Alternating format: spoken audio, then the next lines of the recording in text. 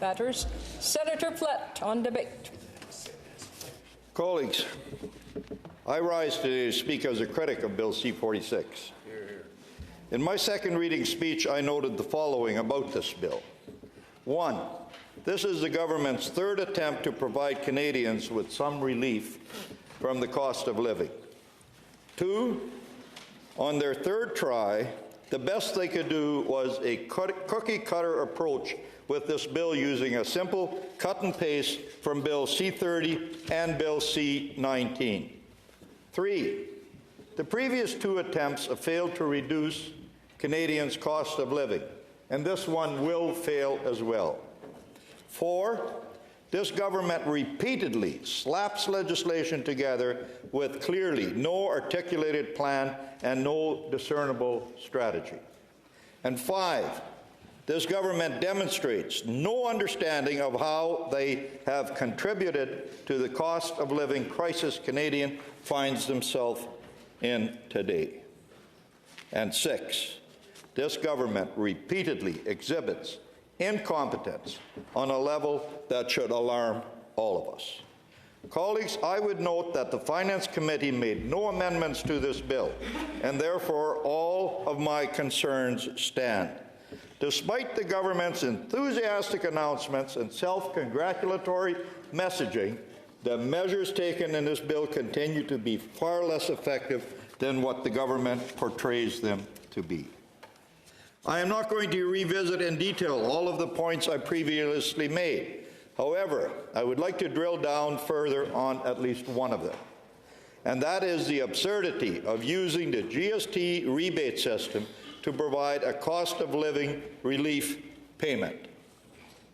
In my second reading speech, I noted that while this payment makes sense as a GST rebate, it is the wrong tool for getting money into the hands of those who need it the most.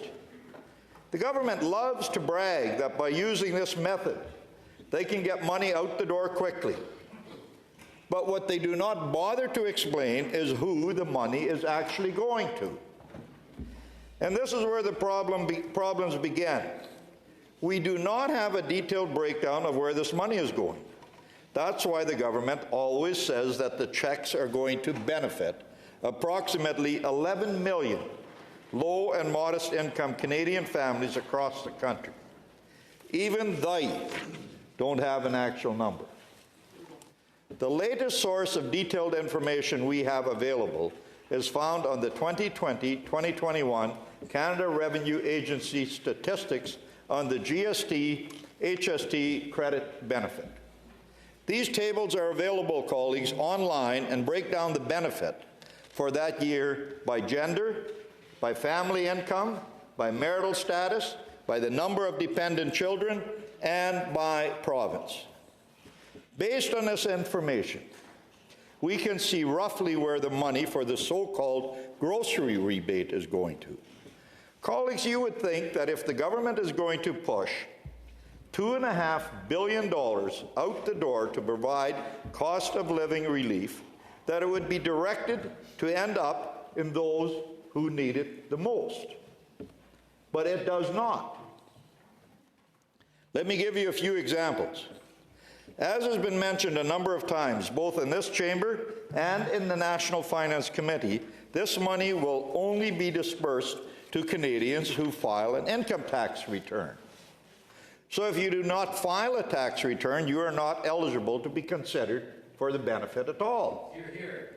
At National Finance Committee on Tuesday, the Associate Minister of Finance, the Honourable Randy Boissonnault, spoke disparagingly of these individuals, saying that non-filers are people who were, and I quote, hiding from the tax system. Shame. Shame is right. This is so far from the truth it would be laughable if it was not so condescending and belittling, and so liberal. The 2020 report, co-authored by Jennifer Robson from Carleton University, estimated that 10 to 12% of Canadians don't file their taxes. And although there are non-filers across all income groups, they are most heavily concentrated in lower income brackets. In a recent letter to the Minister of Finance, Stephen Buffalo, President and CEO of the Indian Resource Council, noted that non-filers include the majority of First Nations people, and I quote, "The majority of people living on reserve do not file returns because they are exempt from paying income taxes.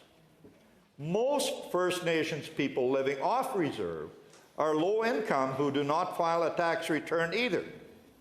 These facts are not in dispute," unquote. Minister Boisvernal's depiction of non-tax filers is despicable. It shows how out of touch this government is with reality. Because make no mistake about it, colleagues, this benefit will not provide a single cent to those who need it the most. 10 to 12% of Canadians, the majority of who are in lower income brackets, are by design being entirely left out of this benefit. It is a cost of living relief bill that provides no relief from the cost of living for the most vulnerable. Zero. And regrettable, colleagues, there is nothing that we in this chamber can do about that. We cannot initiate money bills, so we are stuck with either approving the junk legislation that this government sends over here, amending it, or defeating it. Yet the government consistently pressures us to rush deficient bills through, and if we do not move quick enough, they have now decided to use the hammer of time allocation, because that is easier than having a conversation, apparently. We know that the most vulnerable will not receive anything under this bill. So, who will receive a payment? Well, that is also a bit of a mess, but let me try to break it down for you. The so-called grocery rebate is going to send payments to about 11 million people. 44% of those recipients make less than $20,000 a year. They are the ones who need the help the most. And yet, those 44% will only receive 32% of the money. Compare that with the 40% of recipients who have a net income of between $20,000 and $40,000 a year. This cohort will receive 48% of the money.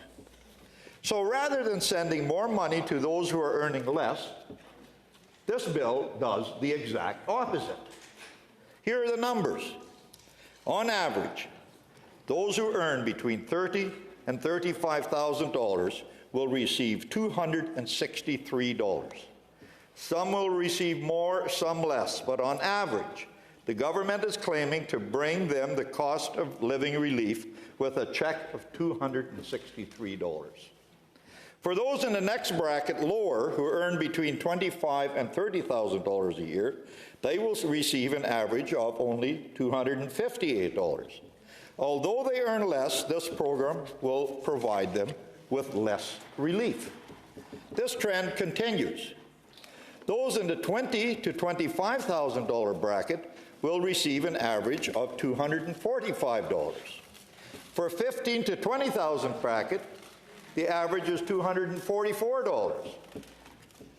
The $10,000 to $15,000 bracket will receive an average of $206. And those recipients who earn between $5,000 and $10,000 a year will receive $174 from this initiative. Colleagues, this is liberal math. The less money you make, the less money you need. But there's more. While this government is going to provide an average of only $174 to people making between $5,000 and $10,000 a year, they will still manage to send 70,000 checks to people whose net income is $60,000 or more per year. They will also send another 8,000 checks to people who do not even live in Canada. Wow. Any way you slice this payment, the distribution is inequitable. Consider, for example, the benefit what the benefit will buy. If you live in Nunavut and you receive a $400 payment, that will buy about 1/4 of the groceries that same payment would buy in the South. Groceries in Nunavut are almost 4 times higher than the rest of the country. But there is no recognition of this fact. The benefit is exactly the same. In the past, the government has tried to give the impression that this money is largely going to help single moms with small children. But in reality, out of the approximately 11 million checks that will be sent out, only about 1 million of those will go to households with children, and less than half of that will go to single-parent homes. The other 10 million checks will go to households with no children. Using the GST credit program, a cost of living relief benefit, is extremely inefficient and an inequitable way to distribute assistance. It is a bit like fixing a watch with a hammer. It's the wrong tool to use for the job. But today, it is once again the only option that we have in front of us. Colleagues, there are nights when I cannot sleep, and I trust there are nights when you cannot sleep. Instead, I find myself lying awake because I am troubled by the never-ending stream of bad legislation that this government forces through this Parliament. Shame. While many Canadians are facing real challenges just to put food on the table and pay the rent, and this is really funny for some people, and pay the rent, the best this government can do is recycle and recycle and recycle old programs that did not provide relief from the cost of living the first time and will not provide it this time. That, colleagues, is shameful. Now, colleagues, we will be supporting this bill today because it appears to be the best that this government is capable of. However, as I have said before, colleagues, the day is coming. The day is coming, colleagues, and we look forward to that day, when Canadians will be given the opportunity to elect a common-sense Pierre Poilievre-led Conservative government that can begin implementing real solutions to make the lives of Canadians better instead of simply papering over the problems. Thank you, colleagues.